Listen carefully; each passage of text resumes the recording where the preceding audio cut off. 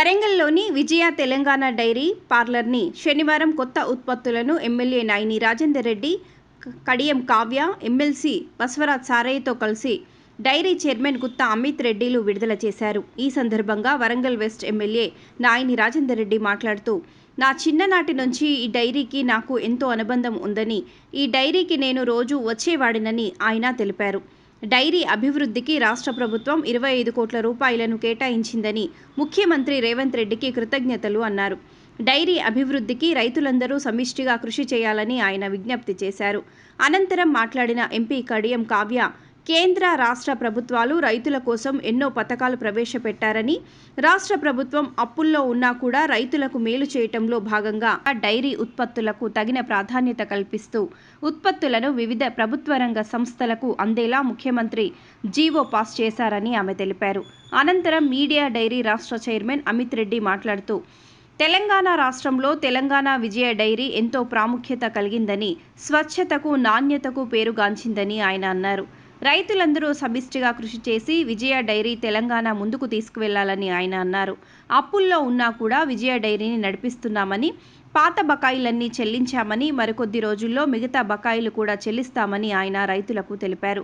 రానున్న రోజుల్లో విజయ తెలంగాణ డైరీని ఉమ్మడి జిల్లా వ్యాప్తంగా, తెలంగాణ వ్యాప్తంగా 1000 డైరీ పార్లర్లను ఏర్పాటు చేస్తున్నామని, వరంగల్లో 100కు పైగా డైరీ పార్లర్లను ఏర్పాటు చేస్తున్నామని ఆయన అన్నారు. శనివారం 7 రకాల కొత్త ఉత్పత్తులను ఆయన విడుదల చేశారు. ఈ కార్యక్రమంలో తెలంగాణ విజయ డైరీ అధికారులు, రైతులు, సిబ్బంది తదితరులు పాల్గొన్నారు.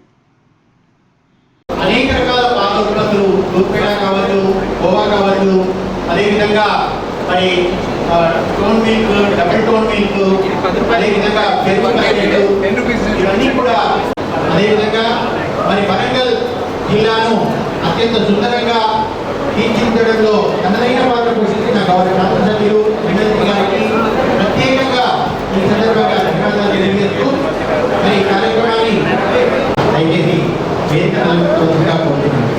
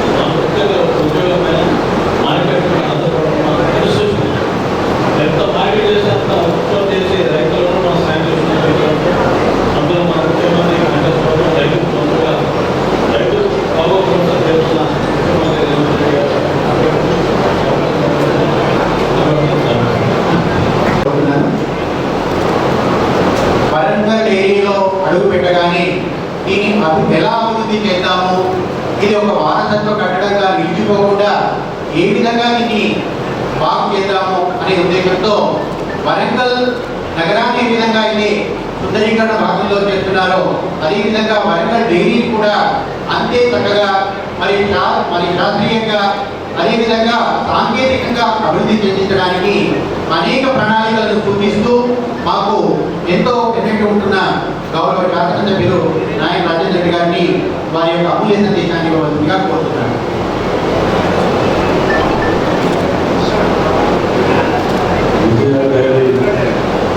కార్యక్రమానికి వచ్చినటువంటి చైర్మన్ గారు అమిత్ రెడ్డి గారికి మరియు వరంగల్ జిల్లా ముద్దు బిడ్డ బసవరాజ్ సాధన గారికి మరియు వేదికను అలంకరించిన ఈ యొక్క డైరీ ఎంప్లాయీస్ కానివ్వండి, డైరీ ఉన్నటువంటి ఎండీ గారిని అందరికీ కూడా పేరు పేరు నమస్కారం తెలియజేస్తూ ఈ కార్యక్రమానికి ఈ కాంపౌండ్ లోపలికి రాగానే చిన్నప్పటి జ్ఞాపకాలు. చాలా చిన్నగా ఉన్నప్పుడు సైకిల్ తిరిగినప్పుడు ఈ కాంపౌండ్ లోపలికి కొనుక్కోవే సందర్భాలు ఉన్నాయి. కానీ ఇలా సరే మన దురదృష్టం అది ఏదో తెలియదు, కానీ పక్క జిల్లాలో తీసుకొని కొనుక్కొని బ్రాండ్ మనం చేసుకోవాల్సిన అవసరం పడింది. నేను ఇంత పెద్ద డైరీని ఏ జిల్లాలో కూడా లేదంత పెద్ద డైరీ మన దగ్గర పెట్టుకొని ఇక్కడ పక్క జిల్లాల వాళ్ళని తీసుకొచ్చి మనం ప్రమోట్ చేసుకోవాల్సిన అవసరం పడింది. ఏది ఏమైనా అమిత్ రెడ్డి గారు వచ్చిన కొద్ది కాలంలోనే దీన్ని పూర్తి స్థాయిలో అధ్యయనం చేసుకొని ఏ విధంగా ముందుకు పోవాలనే ఆలోచనతోటి వారు నిజంగా కూడా చాలా ఇప్పటి వరకు మాట్లాడుతుంటే వారి ఫాదర్ తోటి మాకు పరిచయాలు వారితో మొదటిసారి కలవటం, వారు ఎక్స్ప్లెయిన్ చేస్తుంటే ఒక్కొక్కటి ఏ ఆర్థిక పరిస్థితులు ఏ విధంగా ఉన్నాయి, ఎక్కడి వరకు తీసుకొచ్చినాం, ఎక్కడికి ఏం చేయబోతున్నాం అనేది కూడా చెప్తుంటే చాలా సంతోషం అనిపించింది. మరి ఏది ఏమైనా మీరందరూ కూడా కష్టపడండి. మేము ఈ వారం 10 రోజులలోనే సీఎం గారిని ఎమ్మెల్యేలను ఎమ్మెల్సీ సారన్న గారిని మిగతా ఎంపీలను అందరం కూడా కలుస్తున్నాం. ఆ రోజు అమిత్ రెడ్డి గారు కూడా రమ్మని చెప్పినట్టు రిక్వెస్ట్ చేస్తే తప్పకుండా వస్తానని చెప్పారు. ఎందుకంటే సీఎం గారి దగ్గర పార్లమెంట్ వైపు రివ్యూ ఉన్నది. 4-5 పార్లమెంట్ రివ్యూ అయిపోయింది. మనది కూడా ఈ వారం లోపల ఉన్నది కాబట్టి ఆ రివ్యూ సందర్భంగా దీన్ని అభివృద్ధి చేసుకోవడానికి కావలసిన నిధులు ఉమ్మడి జిల్లాలో ఉన్నటువంటి ఎమ్మెల్యేలు కానీ ఎమ్మెల్సీలో ఎంపీలో అందరం కలిసి ముఖ్యమంత్రి గారిని సుమారు 20-25 కోట్ల రూపాయలు అడగాలని అనుకుంటున్నాం. దానికి టీపీ గారు కూడా తయారు చేయమని చెప్పి ఆదేశించడం జరిగింది చైర్మన్ గారు. మరి ఆ టీపీ గారిని పట్టుకొని ముఖ్యమంత్రి గారు దృష్టికి తీసుకువెళ్ళి ఎట్టి పరిస్థితుల్లో మేము దీని మీద వదిలిపెట్టకుండా దీన్ని ప్రమోట్ చేయడానికి ముందుకు వెళ్తాం. కానీ దీన్ని మార్కెటింగ్ అనేది కూడా, ఎందుకంటే నాణ్యతకు మారిపోయిన అనేది చేయడం పక్కగా దీని తర్వాతనే ఏది కానీ మన మార్కెటింగ్లో మరి అన్ని డబ్బులు తీసుకొచ్చినప్పుడు దీన్ని అమ్మడం కానీ దీన్ని ప్రమోట్ చేసి మార్కెటింగ్ చేసుకోలేకపోతే మన ఫెయిల్యూర్ కిందకి వస్తుంది. దీన్ని మార్కెటింగ్ చేయడానికి కొన్ని విజువల్స్ తయారు చేసి దాన్ని సోషల్ మీడియా టీమ్స్ కానీ వాటికి కూడా మేము పంపిస్తాము. వాటి ద్వారా మేము డబ్బు లేకుండా మార్కెటింగ్ చేసుకునే విధంగా, ఎందుకంటే కష్టకాలంలో ఉన్నది కాబట్టి డబ్బులు పెట్టి మార్కెటింగ్ చేసుకునే సౌకర్యం లేదు కాబట్టి దీన్ని ఏ విధంగా ప్రమోట్ చేసుకోవాలని ఆలోచనతో ఈ 2-3 రోజుల్లో ఆలోచన చేస్తాం.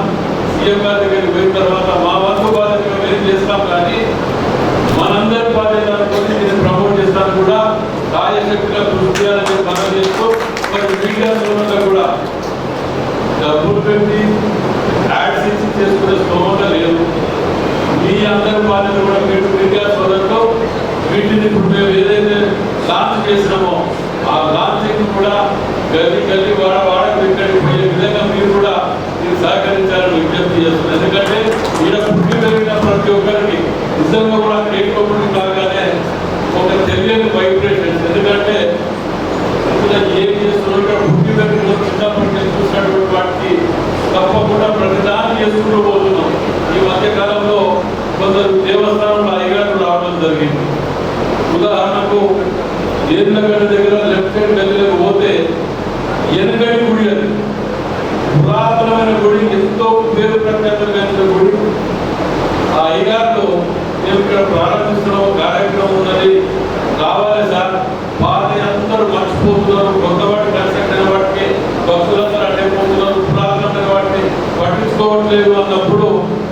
ఇంట్లో మీరు అందరం కలిసి ఆడికి పోవాలని నిర్ణయించుకొని ఆ గుళ్ళను కూడా మనం ప్రమోట్ చేసుకోవాల్సిన అవసరం ఉందనే విధంగా ఇది కూడా ఒక దేవాలయం లాంటిదే.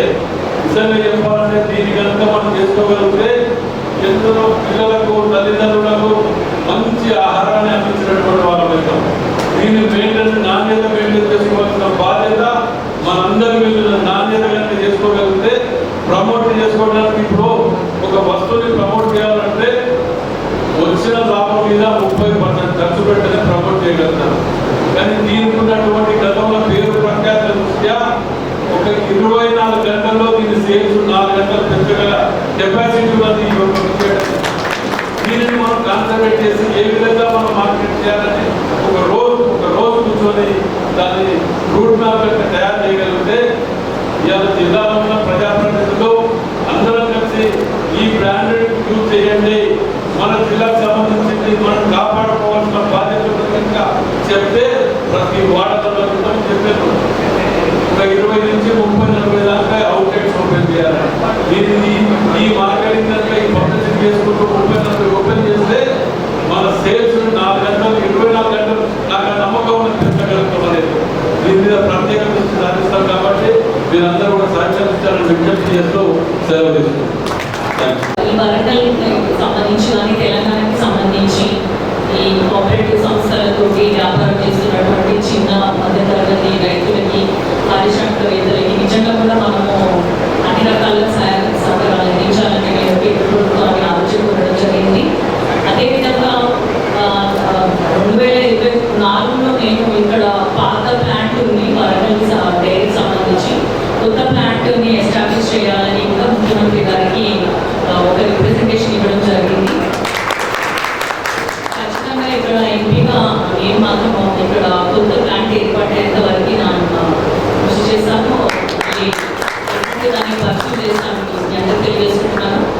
ఇక్కడ ఇప్పుడు మీకున్న డైరెక్టర్ సంస్థ పాత అయినా డైరెక్టర్ చాలా కొత్తవారు, యంగ్ ఎనర్జెటిక్, సమస్యల గురించి పూర్తిగా తెలుసుకోవడానికి ఇంట్రెస్ట్ చూపిస్తున్నారు, వాటిని తీర్చే దిశగా కూడా ప్రయత్నిస్తున్నారు. సంస్థ నాది అనుకొని పనిచేసే వాళ్ళ దగ్గర డెఫినెట్గా సంస్థ ముందడుగు వేస్తుంది. కాబట్టి మీ అందరికీ కూడా ఏ సమస్యలు ఉన్నా కూడా సార్కి చెప్పండి, నాకు చెప్పండి. మేమందరం కూడా కాంగ్రెస్ ప్రభుత్వము రైతులకి అది ఎటువంటి అంటే ఇప్పుడు ఏమంటారు ఇది పాడి పరిశ్రమ కాబట్టి ఏ పరిశ్రమ కూడా చిన్న చూపు చూడకుండా రైతు రాజు ఎట్లయినా మనం ఏంటంటే చేసే వాళ్ళు బాధపడుతుంటారు కానీ మీరు లేకుండా మేము లేదు. ఇప్పుడు పొద్దున టీ కాఫీ లేకపోతే ఎవరు బయటకు వస్తారు. ఇప్పుడు మీరు ఇచ్చిన ఇప్పుడు ఏదైతే మనము ఇంట్రడ్యూస్ చేసామో చిన్న ఒకరు ఫ్యామిలీస్ సరిపోయేటట్టు చిన్న ప్యాకేజెస్ పెట్టాము. సో అవన్నీ కూడా అందరికీ ఉన్నోళ్ళకి లేని వాళ్ళకి అందరికీ చేరుకుంటాయి. మీకున్న సమస్యలన్నీ కూడా మనందరికీ తెలిసిన విషయం ఏంటి అంటే ప్రస్తుతం తెలంగాణ ప్రభుత్వంలో ఒక లోటు బడ్జెట్ నడుస్తుంది. దాన్ని కూడా అధిగమిస్తూ కొద్దిగా మనం ముందడుగు వేస్తున్నాము. రానున్న రోజులలో రాష్ట్రము అధికారులు సాధించినప్పుడు డెఫినెట్గా మన సమస్యలన్నీ కూడా పూర్తి స్థాయిలో తీర్చే విధంగా మేము ముందుంటాము. మీ చైర్మన్ గారు కానీ నేను కానీ ఎక్కడ కూడా మీరు ఉత్సాహపడవద్దు. మీరు ఏదైతే ఈ కష్టాన్ని నమ్ముకున్నారో ఇంతకుముందు లాస్ట్ మా ఊరు పర్వతగిరి అంటే ఆ బాధ ఎందుకు వస్తుంది, ఆ ఆపరేషన్ లక్ష్మీనారాయణ గారు ఆపరేషన్ ఎందుకు వస్తుంది అంటే జీవితాంతం కూడా ఆ దాన్ని నమ్ముకునే బతికినారు, దాన్ని నమ్ముకునే జీవితాన్ని వెళ్ళదీస్తున్నారు. కాబట్టి ఆ బాధలు ఉంటాయి. ప్లస్ మీకున్న సమస్యలు మాకు కొత్తనే కావచ్చు పాడి పరిశ్రమ అనేది డెఫినెట్గా సమస్యల గురించి తెలుసుకొని ఎంత మేరకు మేము సాయం చేయగలము డెఫినెట్గా చేస్తామని మీ అందరికీ తెలియజేసుకుంటూ మీ అందరి మధ్యలో ఈరోజు ఆ ప్యాకెట్స్ అన్నీ కూడా ఇనాగ్రేట్ చేయడం కూడా చాలా సంతోషం. దానికి అవకాశం కల్పించినటువంటి మన చైర్మన్ అమిత్ గారికి నా ప్రత్యేకమైన ధన్యవాదాలు తెలియజేసుకుంటూ ఎవరు కూడా అధైర్యపడద్దు, మీ వెంట మేము ఉన్నాము అని తెలియజేసుకుంటూ రానున్న రోజుల్లో కూడా వరంగల్ కొత్త డైరీ ప్లాంట్ మనం తయారు చేసుకుందామని చెప్తూ మీ అందరికీ మరోసారి నమస్కారాలు తెలియజేసుకుంటూ సెలవు తీసుకుంటున్నాం. గౌరవ ఆత్మీయ అతిథులు ఎమ్మెల్సీ గారు, శాసనసభ్యులు గారికి జ్ఞాపికతో దృశ్యాలతో మరియు విజయ పాల ఉత్పత్తుల యాంకర్తో సహకరిస్తున్న గౌరవ ధన్యవాదాలు తెలియజేస్తూ ఈ కార్యక్రమాన్ని ఇంత విజయవంతం చేయడంలో సహకరించిన గౌరవ శాసనసభ్యులు, శాసన మండలి సభ్యులు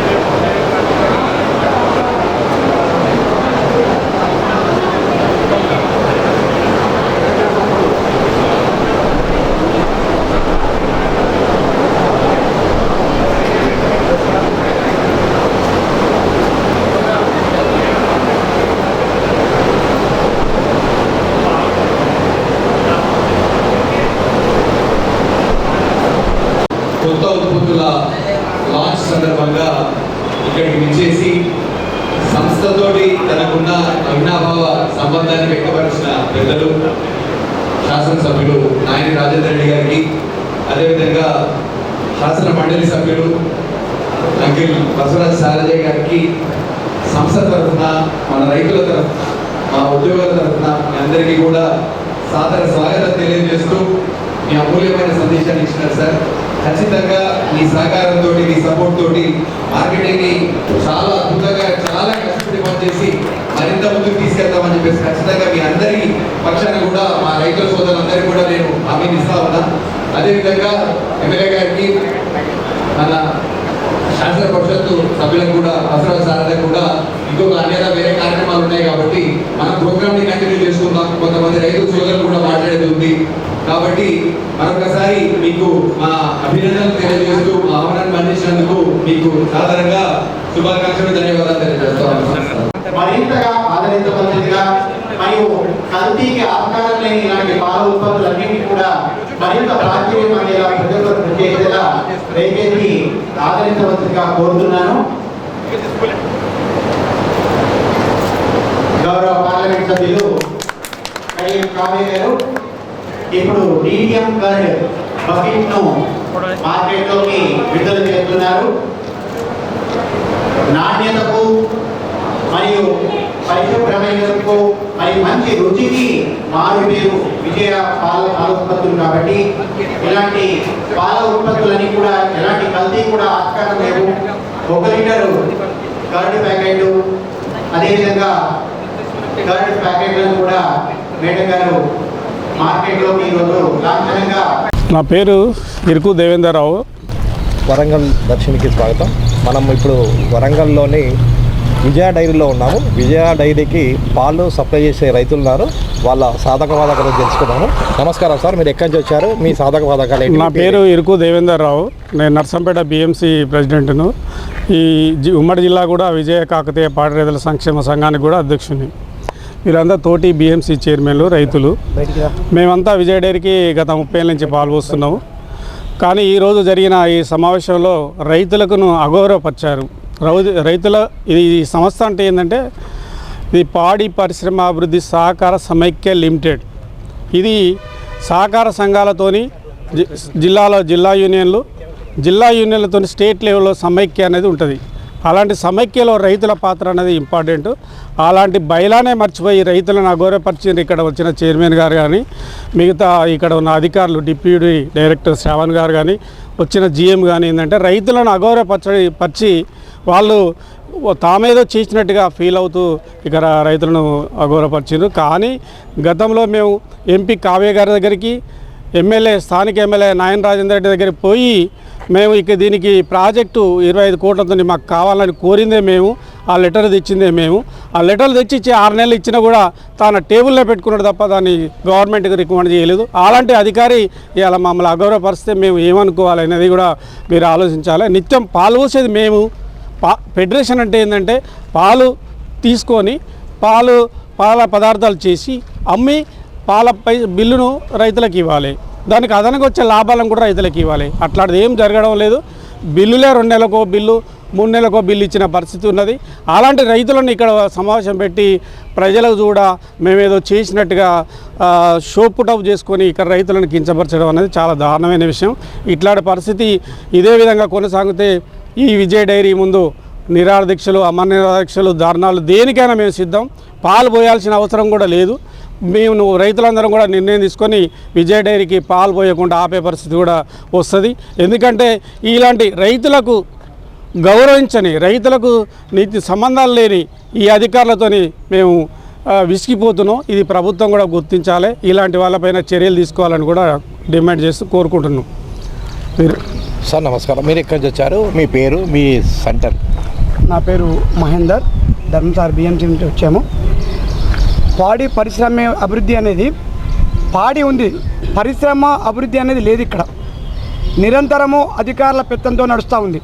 నేను స్టేజ్ మీద ఉన్న వాళ్ళకి చెప్తా ఉన్నాను, మా అంటే అధ్యక్షుల వారిని పిలిస్తే అందరినీ గౌరవించినట్టు, అంటే జిల్లాలో ఉన్న రైతులందరినీ గౌరవించినట్టు ఖచ్చితంగా వారిని వేదిక మీకు పిలవాలంటే పిలవలేకపోయారు.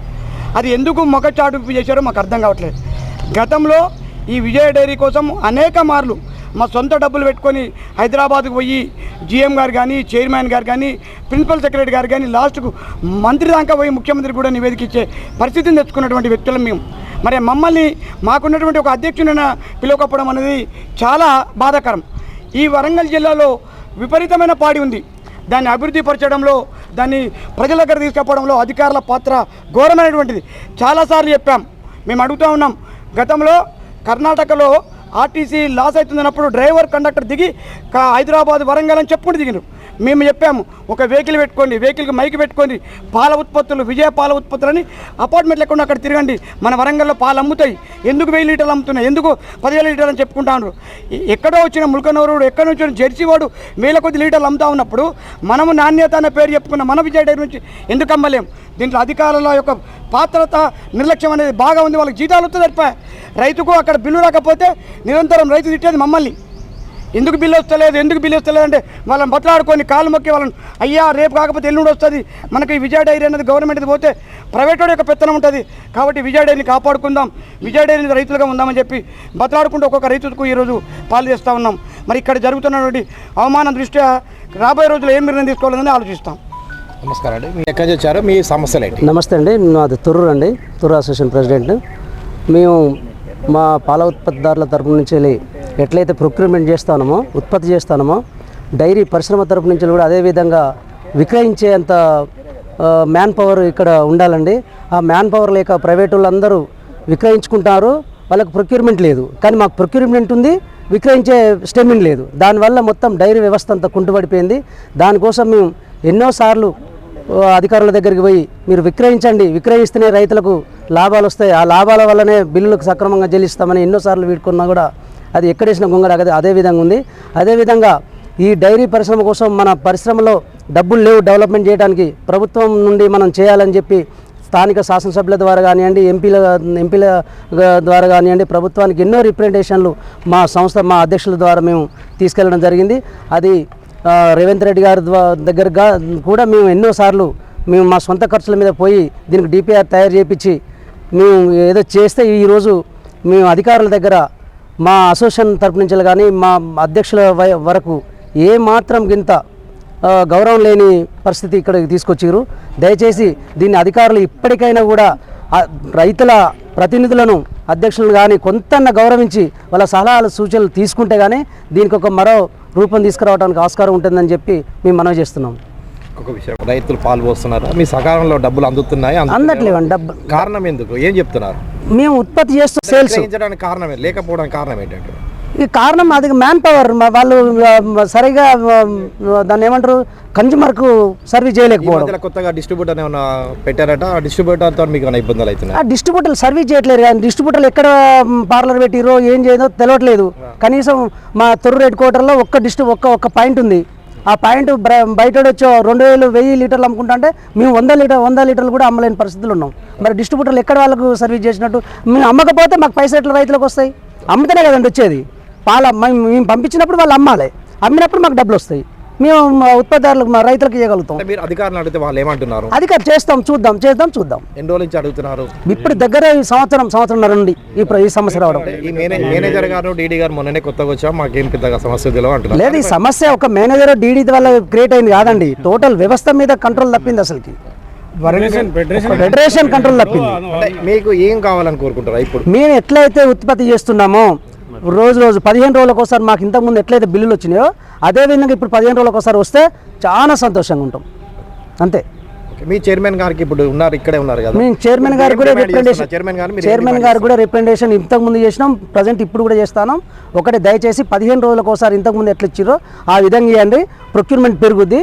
ఇక్కడ మీరు క్వాలిటీగా కన్జ్యూమర్లకు సప్లై చేయండి. ఇంకొకటి, నాణ్యమైన యంత్రాలు లేనట్టు నాణ్యమైన బిల్డింగ్ లేదు, దానిపై మీ అభిప్రాయం? సార్, మేము నాణ్యమైన యంత్రాలు లేవు దానివల్ల అని చెప్పి మా అధ్యక్షుల ద్వారా మేము స్థానిక ఎమ్మెల్యే గారి ద్వారా, లోకల్ ఎంపీ గారి ద్వారా, ఇంకా మన పరకాల ఎమ్మెల్యే గారి ద్వారా అన్ని లెటర్లు తీసుకొని పోయి వేం నరేందర్ రెడ్డి గారికి, సీఎం సహాయక గారికి ఇచ్చి సీఎం గారి దగ్గరికి ఈ దృష్టికి పోయింది సార్. దాని మీద కూడా సార్ ఈ నెల రోజులలో నేను కంపల్సరీ మీకు రిజల్ట్ చెప్తా అని చెప్పి మా అసోసియేషన్ మాకు హామీ ఇచ్చారు సార్. ఇప్పుడు చైర్మన్ గారికి ఈ రోజు వచ్చారు కదా, మీరు ఏమైనా రిప్రజెంట్ చేయదలుచుకున్నారా ఈ బిల్డింగ్ గురించి కానీ, మీకు వచ్చే డబ్బుల గురించి కానీ, పాల రిక్రూట్మెంట్? మేము మా చైర్మన్ గారికి మేము ఏదైతే రిప్రజెంటేషన్ ఇచ్చినామో చైర్మన్ గారికి ఇచ్చినాం, మా శాసనసభ్యులు ఎంపీలు అన్ని లెటర్స్ మా వేం నరేందర్ రెడ్డి గారి ద్వారా సీఎం గారి దగ్గరికి వెళ్ళిపోయింది. వెళ్ళిపోయిన తర్వాతనే ఈ పాత మిషనరీస్ ఉన్నాయని మా ఆలోచన సార్. అధికారులకు లేదు ఇది, మేము ప్రెసిడెంట్లను కలిసి తీసుకొని పోయిన విషయం ఇది. యంత్రాలు తక్కువైనాయి, రోడ్లు లేవు, క్వాలిటీ రావట్లేదు అని చెప్పి మేము తీసుకుపోయిన సమస్య ఇది. మేము ఇలా మా దగ్గరికి ఎమ్మెల్సీ గారు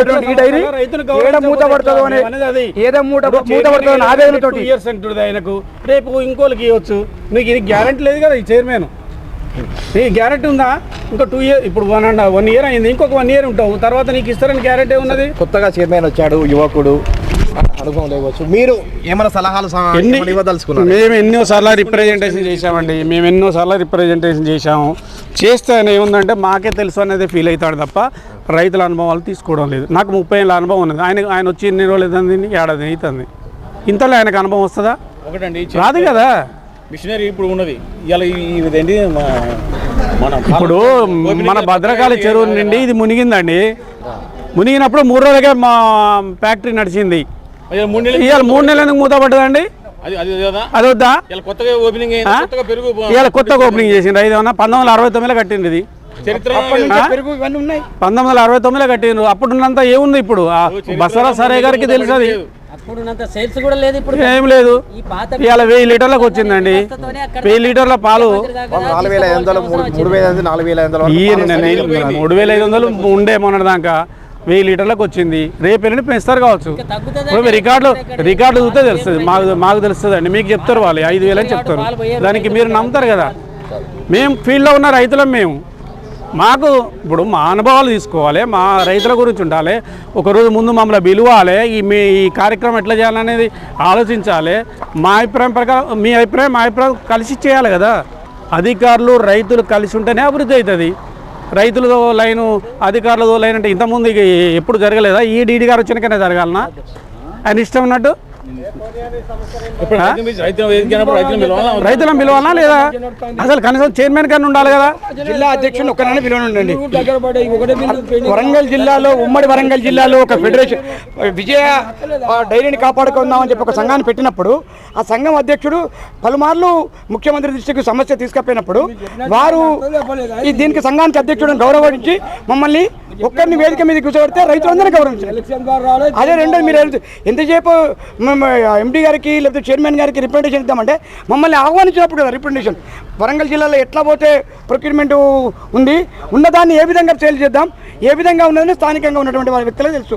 వీరు కానీ ఇక్కడ ఉన్న రైతులు కానీ 1990 నుంచి ఉన్నటువంటి రైతులం ఇంచుమించు 30 సంవత్సరాలు ఈ డైరీని పట్టుకుని ఏడుస్తూ ఉన్నాం. నష్టమైన లాభమైన ఉన్నాం. మేమే రైతులం కాదనుకున్న రోజు డైరీ మూతపడితే ఇంకేమి చరిత్ర గల విజయ డైరీది. దీనికి ఒక చరిత్ర ఉంది, వరంగల్కి చరిత్ర ఉంది. దీన్ని కాపాడుకుందాం అనే ఒక ఆలోచనతోటి సొంత పనులు వదిలిపెట్టుకొని సొంత డబ్బులతోటి పలుమార్లు హైదరాబాద్ పోయి గత ప్రభుత్వంలో కానీ ఇప్పటి ప్రభుత్వంలో కానీ ఇచ్చాం.